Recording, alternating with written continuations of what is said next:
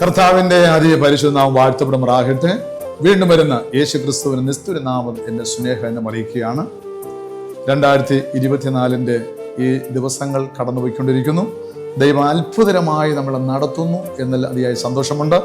ഈ മിഷൻ 7 നമുക്ക് ഇന്നും ദൈവത്തിന്റെ വചനം ഈ പ്രഭാതത്തിൽ കേൾക്കുവാൻ നമുക്കിടയായല്ലോ. കഴിഞ്ഞ 2024 വാസ്തവമായി മിഷൻ 7 ആയിരക്കണക്കിന് ആളുകൾ ഈ ദൈവത്തിന്റെ വചനം ചിന്തിക്കുകയും അനേക പ്രാർത്ഥനകളുടെ വിടുതൽ പ്രാപിച്ചതായിട്ടും നമുക്ക് കേൾക്കുവാൻ ഇടയായി. ഇന്ന് ഈ 2025 ഈ 13ാമത്തെ ദിവസത്തിൽ നമുക്ക് ദൈവത്തോട് പ്രാർത്ഥിക്കാം.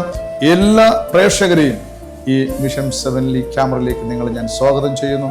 കർത്താവ് നമ്മെ ഏവരെയും അനുഗ്രഹിക്കുമാറാകട്ടെ. ഇന്നത്തെ നമ്മുടെ ചിന്താ വിഷയം ഇതാണ്: പ്രാർത്ഥനയിലൂടെ ആത്മീക ശക്തി നേടുക. പ്രാർത്ഥനയിലൂടെ ആത്മീക ശക്തി നേടുക.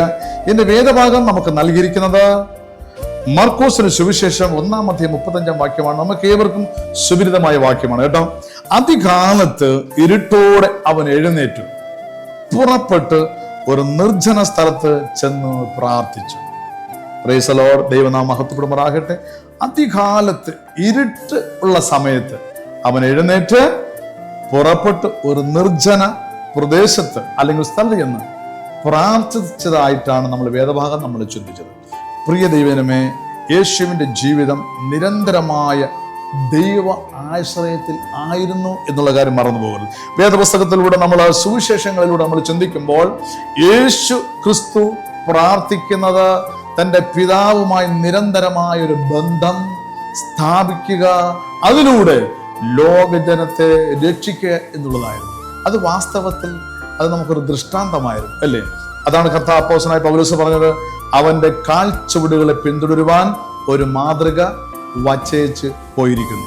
അപ്പോൾ യേശുവിന്റെ ജീവിതം നിരന്തരമായ ദൈവാശ്രയത്തിൽ ആയിരിക്കുന്നതിനാൽ ദൈവമക്കളാം നാമും എപ്പോഴും എന്ത് ചെയ്യണം? നമ്മുടെ ആശ്രയം ക്രിസ്തുവിലായിരിക്കണം. എങ്ങനെ നമ്മൾ ആശ്രയിക്കേണ്ടത്? പ്രാർത്ഥനയിലൂടെയാണ്. പ്രാർത്ഥനയിലൂടെയാണ് നമ്മൾ ദൈവത്തോട് എന്ത് ആശ്രയിക്കേണ്ടത്. സങ്കീർത്തനക്കാരൻ പറഞ്ഞത്, യഹോവയുടെ കണ്ണ് നീതിമാന്റെ മേലും അവന്റെ ചെവി അവിടെ പ്രാർത്ഥനയ്ക്കും തുറന്നിരിക്കുന്നു.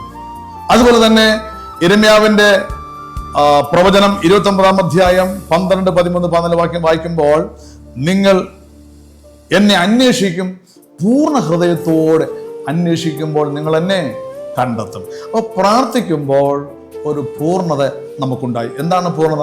സമർപ്പണം. അല്ല, നമ്മൾ യാതൊരു വിധമായ ചിന്തകളോ വിഷയങ്ങളോ ഒന്നുമില്ലാതെ നമ്മളെ വ്യക്തി താല്പര്യങ്ങൾക്ക് വേണ്ടി പ്രാർത്ഥിക്കുകയല്ല, പകരം നമുക്ക് ഒരു യഥാർത്ഥ ഒരു സമർപ്പണം നമ്മളിലുണ്ടെങ്കിൽ നമ്മുടെ പ്രാർത്ഥന കേൾക്കുമെന്ന് ഇപ്പോൾ നമ്മൾ കേട്ടതായ ദൈവത്തോട് നമ്മൾ കേൾക്കാൻ മനസ്സിലാകും. അപ്പൊ യേശുവിന്റെ പ്രാർത്ഥന പിതാവിനോടുള്ളതായ നിരന്തരമായ അല്ലെങ്കിൽ ഒരു ആശ്രയം ആയിരുന്നു പ്രാർത്ഥന. വാസ്തവത്തിൽ നമ്മുടെ രക്ഷകൻ പിതാവുമായുള്ള ആശയബന്ധത്തിന് മലകളുടെ ഏകാന്തത ഇഷ്ടപ്പെട്ടിരുന്നു. എന്താണ് മലകളുടെ ഏകാന്തത?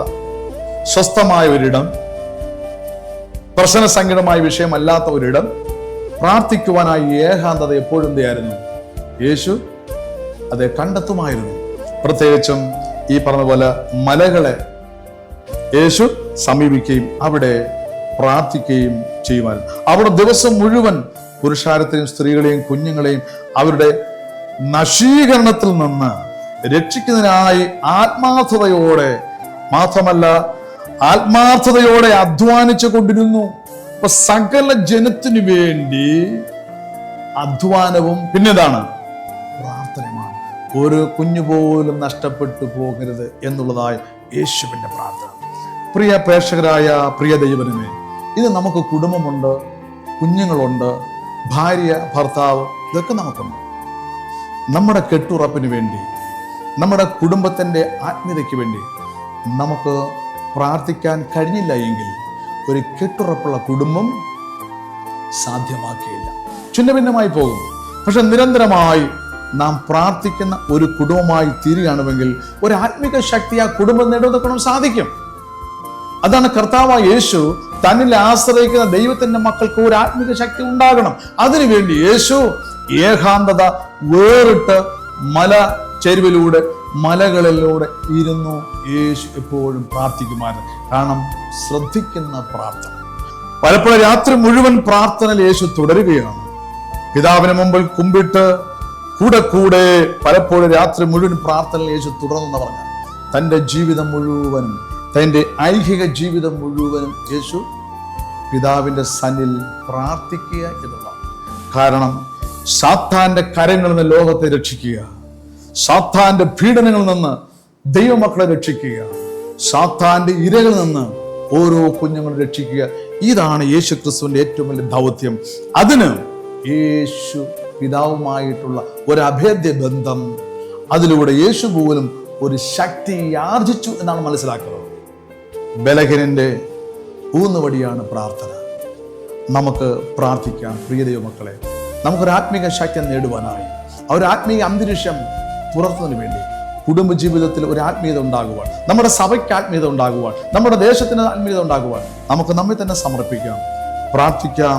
ഞങ്ങളുടെ ദൈവമേ, സ്വർഗീയ പിതാവേ, മനോഹരമായ ഈ നല്ല പ്രഭാതത്തിൽ ഈ 2025 ഈ 13 ദിവസങ്ങൾ പിന്നിടുമ്പോൾ പ്രേക്ഷകരായ അവിടുത്തെ മക്കളും ഞങ്ങൾ ഒരുമിച്ച് ലോകജന നശിപ്പിച്ചുകൊണ്ടിരിക്കുന്ന സാത്താന്റെ എല്ലാ കുടില തന്ത്രങ്ങളിൽ നിന്ന് രക്ഷിപ്പാനായി കർത്താവായ യേശു പിതാവുമായി ദൈനംദിനം പ്രാർത്ഥനയോടെ ആയിരുന്നു പോലെ, ഇരുട്ടുള്ളപ്പോൾ തന്നെ യേശു പ്രാർത്ഥിച്ചതുപോലെ ദൈവമക്കളെ നമുക്കും നമ്മുടെ കുടുംബത്തെ, നമ്മുടെ ആത്മീക ലോകം, നമ്മുടെ ആത്മീകമായ സഭ, നമ്മുടെ ജീവിത രംഗങ്ങളിൽ ഒരു ഉന്നതമായ ആത്മീക ശക്തി നേടുവാൻ ഞങ്ങളെ സഹായിക്കണമേ എന്ന് പ്രാർത്ഥിക്കണം. ഇപ്പോൾ പ്രേക്ഷകരെ ഓരോ മക്കളെയും അനുഗ്രഹിക്കണം.